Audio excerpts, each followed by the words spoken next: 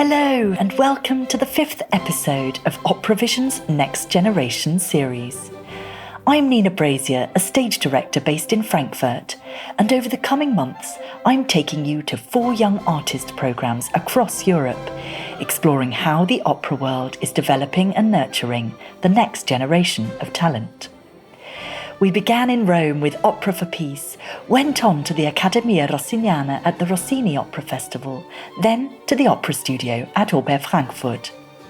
With backstage access to masterclasses, concerts, rehearsal rooms and dressing rooms, we're finding out how the singers negotiate the physical and emotional highs and lows as they explore their unique operatic voice. But today we're off to the Palau de les Arts and their Centre de Perfeccionament.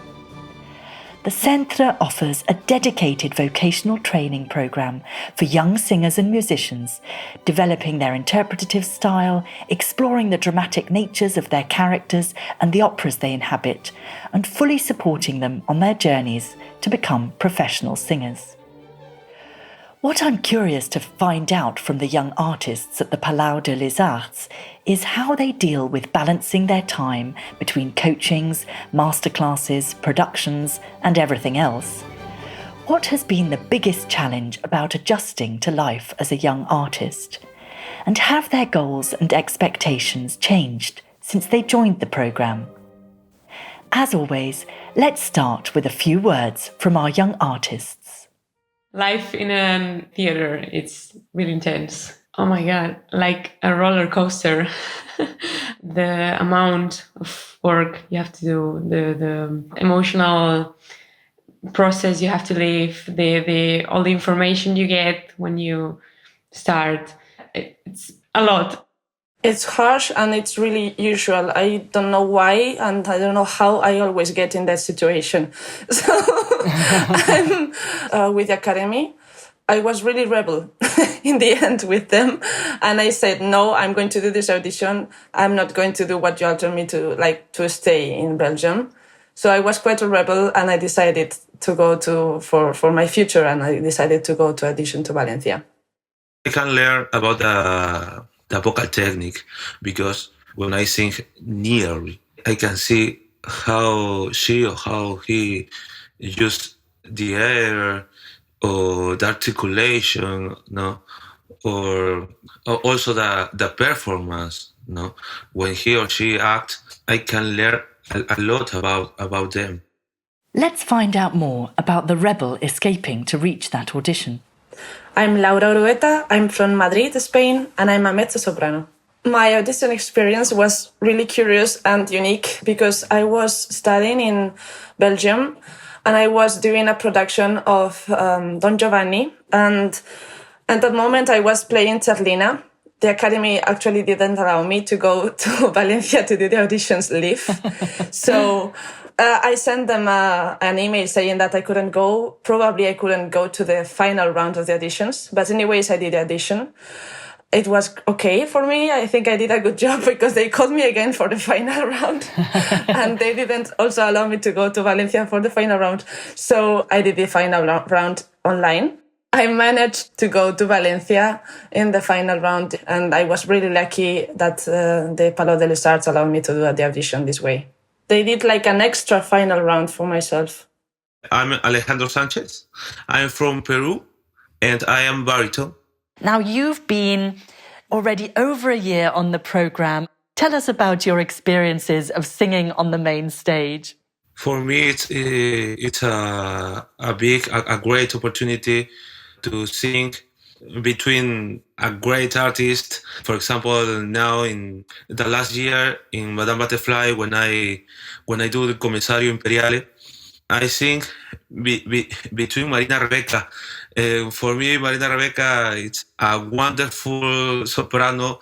When I had the opportunity to sing with her, it was amazing, and I think that you can learn a lot with different artists, no, because in this production you can see different point of views. For me, it's very, very, very, very important to know how to work with different persons in a big production.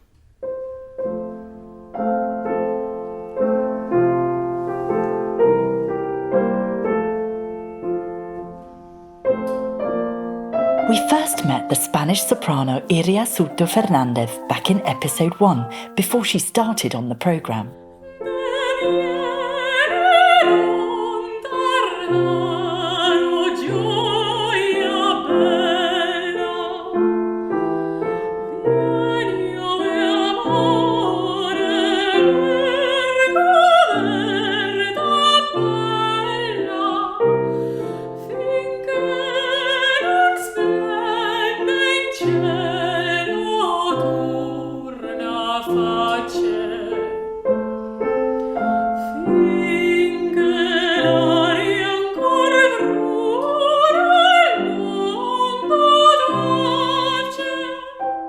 How's she been getting on in her first 3 months?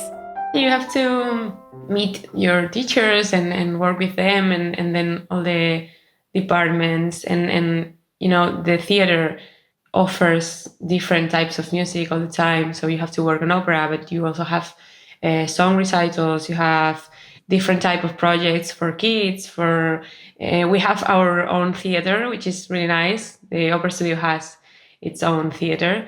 So we have productions for the young artist program. Then we have main stage of theater.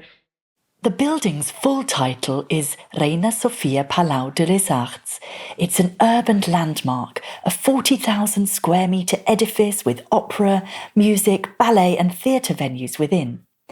Designed by the architect Santiago Calatrava and completed in 2005, it's surrounded by an expanse of gardens and pathways and reflected in the vast, sparkling pools of water below. Back to Laura's audition experience. I thought about how stressful it must have been to leave her programme without the permission to go to Valencia, and I wondered how on earth, with all that pressure, she performed so well at the audition. How were you emotionally at that time? Because that is a lot of stress at which to arrive with at an audition. I actually find a way to audition and to feel right. And I'm quite happy about it because it led me to a lot of places. Actually, I recently did 2 competitions and I won them because I enjoyed them. And the same happened with the audition in Valencia. I think it was the first time that I really enjoyed during the audition. Not think about what is going on outside, not feel the pressure of the other colleagues that are there, really nervous and anxious, and just taking it as a game and as an enjoyment. And having the thought that it's not the only opportunity in my life. That's really important for me, to go to an audition or a competition thinking that there will be another places and another people listening to me that maybe will like me more in the case I fail. How do you block those things out and manage to enjoy yourself like you did on that day in Valencia? I learned that here in Valencia, how to work better with the body. For instance, to control the breathing, that's really basic and everybody says it, okay? But if you take breath shortly and then get the breath out long, your body just responds, because we are animals and we respond to physical inputs. Really, we are more basic than we think. Yeah. I think so. I have this thought with myself.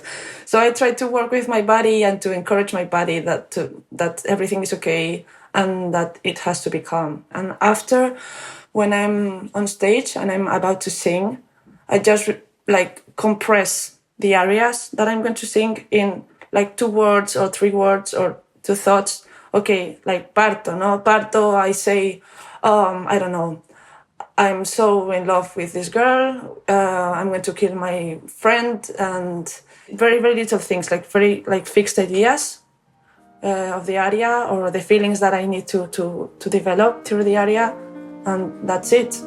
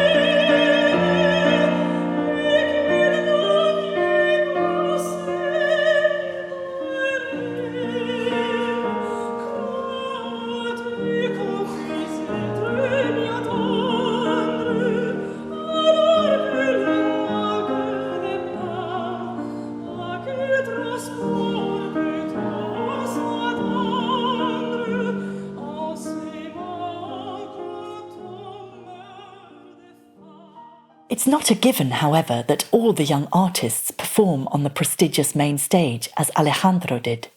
It's more complex than that. This program just offers possibilities. And it doesn't mean that you are going to do those things, because actually some colleagues don't get to do all of the possibilities of the program. So the person that is able to go to the main stage and to participate in the Centre productions, it's really lucky. There are some people that don't get to the main stage. I remember when we began the first day that we were told that going to the main stage was a privilege and was the product of working hard. Because actually the Centre is in the -3 floor of the theater. The theater is huge and we are underground and our rooms are under water. It's really funny because the whole Ciudad de les Arts is really beautiful and it has like some water ponds. So our rooms are underwater. So they told us that if you work hard, you can go to the main stage and go up floor. You know, it's like climbing. Yeah. So I don't know if that is true, to be honest, because the reality is that there are more small roles for men. So that means even if you're a soprano and you work really, really, really super hard, productions of the Centre demand sopranos usually.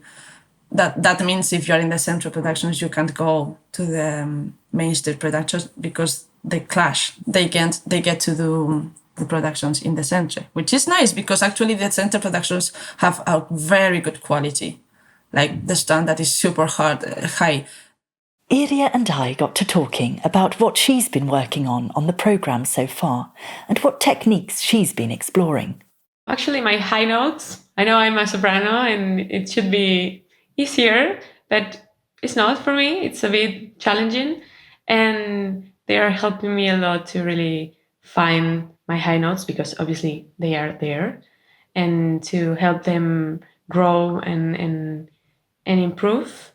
And also working on my line, the legato. It's the big theme for bel canto and for us singers to really keep the sound going with our voice. And back to Laura.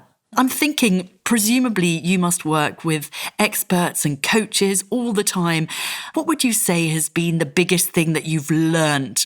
Sometimes the things that they tell you are good and you can get them and sometimes not. And I've always had a lot of teachers. I don't know how I managed to do it, but when I was studying my degree, I had like 5 teachers. So I think I developed myself as a very flexible singer. And that means that I'm able to do a lot of things and to sing in a lot of different ways, which I like because then I can get like Renaissance repertoire as Monteverdi, and also I can get contemporary repertoire, and I'm starting a little bit digging in the bel canto repertoire. But I don't know why people see in my voice a lot of things, and it's really curious because some say that I'm a high mezzo-soprano because I have a lot of range, and then some people tells me that I'm like maybe a lyric or heavy mezzo-soprano. I asked Alejandro the same question. I think that, for example, vocal technique is something very, very, very personal. There is not only one vocal technique, because I think that all singers don't or mustn't sing in the same form. There are different types of voice. There are different kind of personality also. No, because I think the personality and the voice are together. I feel more secure, more solid in my technique when I have to face a recital, when I have to face an audition. Now I feel better than when I enter to the Centre de Perfeccionament.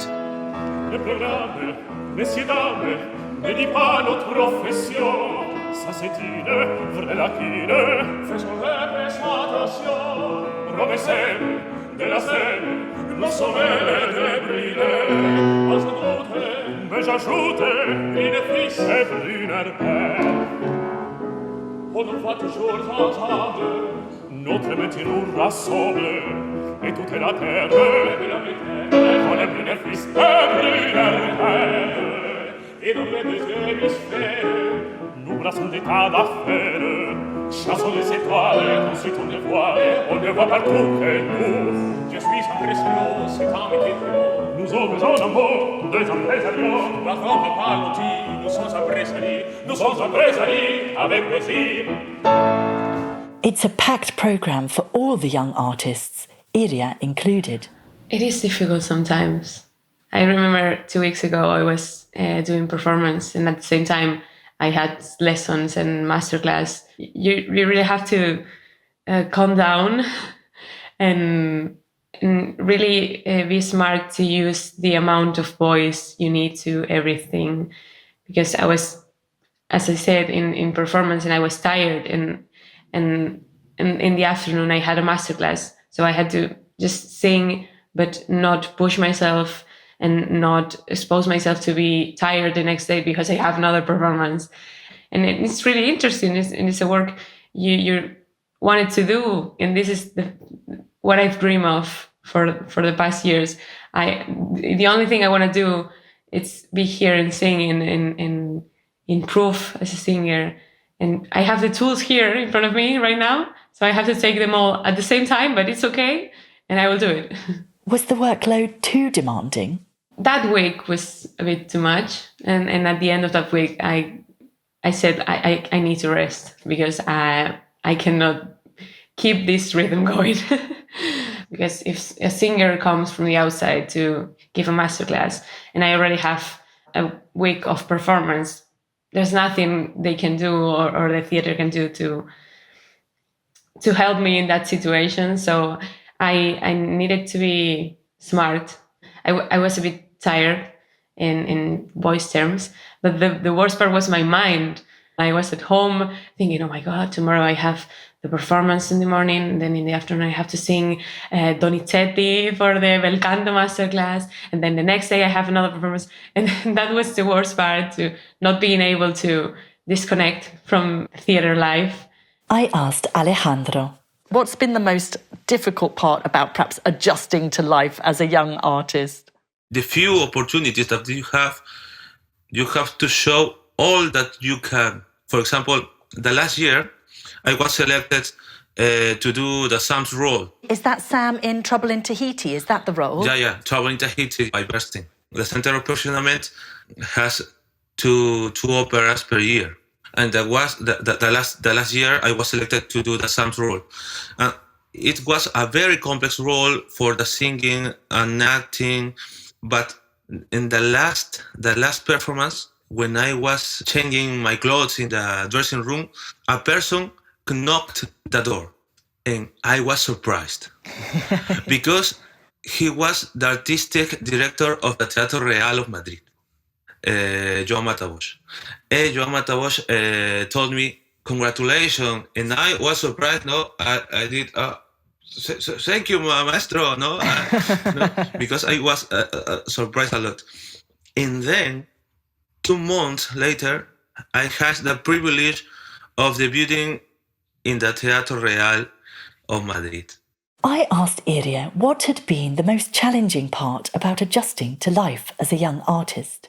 Time management, it's the key for our life as an artist. It's been only 3 months, and I'm learning a lot, not only of singing live, but also how to balance my health, my mental health, how to balance my time, how to work with my emotions, because sometimes I feel a bit overwhelmed with everything because it's really intense, and how to really be aware of the time I'm spending here, because I really want to take advantage of every single experience on stage and in the masterclasses with my teachers, and sometimes it's a bit too much, But I don't know. I don't want to miss anything. So much of this conversation is resonating with me because I've had this incredibly full schedule and felt this like sense of overwhelm basically since this season has started, so a similar time period to you. And I've been trying to work out kind of how to get through those feelings of being overwhelmed, because it's not only the like being in rehearsal on time or being wherever you have to be, but it's also like that feeling that it's all just too much. What for you has been the key to dealing with that sense of being overwhelmed? Because I really need to learn these tips. I wish I knew. The thing that helps me the most is thinking when I feel overwhelmed. That singing is the thing I love the most in the world. That this is what I wanted to do. We were talking just before about sort of changing and developing as an artist. Do you feel like your expectations for your career have changed since you started on the programme? I feel that I have the same expectations for my future, but actually when you start a new project like this or a new stage of your career, you put a lot of energy on creating expectations for the opera studio. Then reality, it's another thing, and it's not worse, but it's another thing. I have the same goals for the future and the same expectations, but for now I'm trying to live in the present, because I spend a lot of time thinking, in the future I really want to sing this, I really want to do this, I want to be on stage, I want to be, and right now I have the opportunity to be on stage, to do that, to improve. As I said, the only thing I have to do in my day is go to the theater and sing and study, and that's a gift. And Laura? You've got your wonderful main stage debut coming up in Jennifer. Would you say your expectations for your career have changed since you started on the programme in Valencia? I've always tried not to fix my objectives too hard. So that means that my path has been really flexible. Because, for instance, I started as a viola player when I was 3 years old, and I then finished at 18, and then I did fine arts. So I just allow myself to take the path that I'm in every moment. I think I've reached a good point right now that I'm going to debut in the main hall. And I really try to go farther and farther and farther. So when I reach a point, then I say, no, I need more. And I think it never ends, no? So, because, for instance, as opera singers, we think that I think in general, our goal is to be the soloist in the main stage of the Metropolitan House. Okay, that is great, and that is a great goal. But for instance, in my path, I've seen some places that I didn't know that I would like. For instance, I did a performance of Livietta e Traccolo, which is an opera by Pergolesi, and sometimes we did it on the street, and I got for the first time to confront the people face to face and to see their reactions. Or also, I've recently did a work in Calliope, and I got to see very, very close if my audience likes what I do or not. And this is something that we are losing in time now, since the room is dark, the audience is old and doesn't really. Some of them get to sleep, So I think, for me, that's the future of opera, to really have this exchange with the audience, and to have the input and the exchange of feelings and of artistry. So I found out, for instance, that maybe my place is not in the huge stage, being a big soloist and with this black space between me and the audience. Maybe I like more having children in front of me screaming at me, or I don't know, laughing or whatever. And also the audience, that I can see the faces. I think I didn't know that I would like that, but actually I like it a lot. And I think it's so freeing in a way to change our expectations for our future and say, actually, that I thought that's what I wanted, but now I see something else that's also just as interesting a possibility and maybe might suit me even better.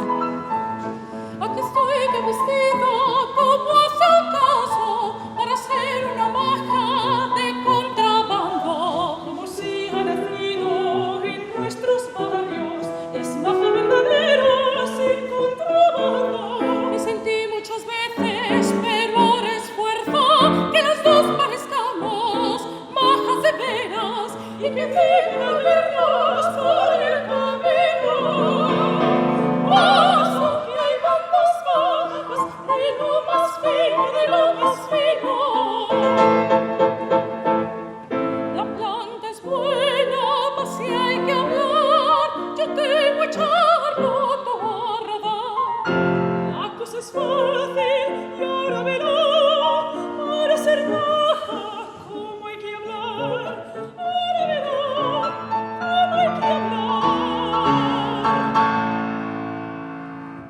I asked Iria one of my final questions. If you could have a dream studio programme, money is absolutely no object, what would you suggest as perhaps an addition to a programme for young artists?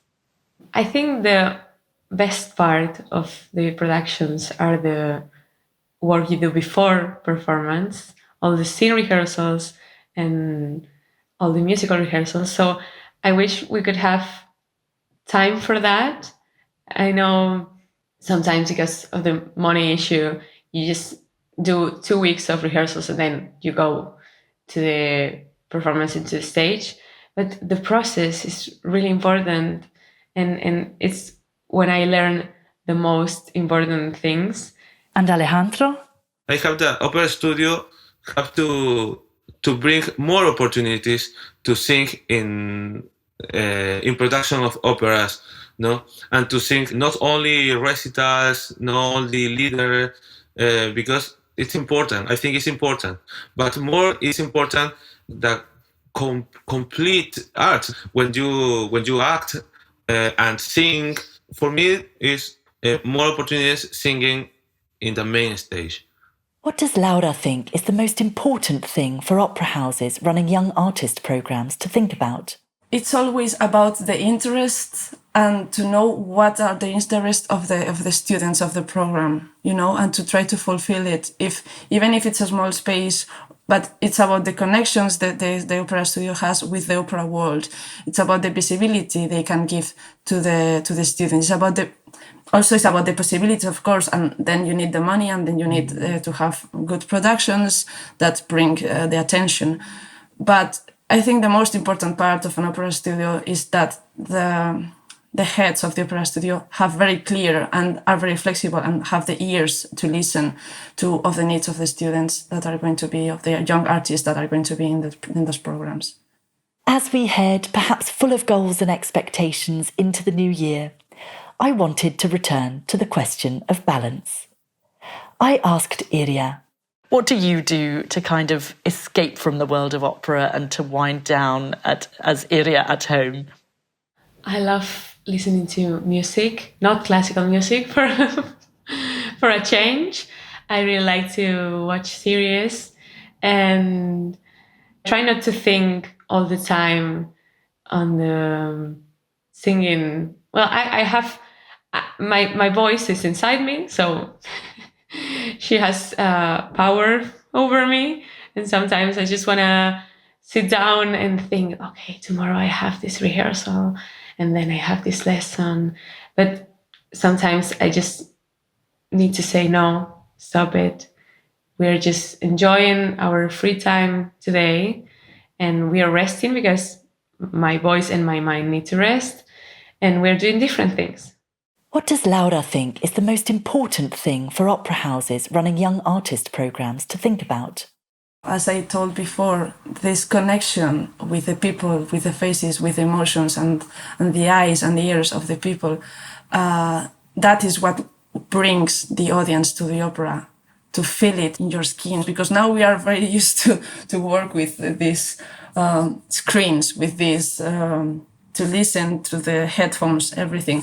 And the opera just brings you to this place where you can feel the sound and you can hear these people sweating on stage. So I think developing programs for children and for young people to enjoy the opera in a different way can bring them to the opera. And I think education is the key for almost everything.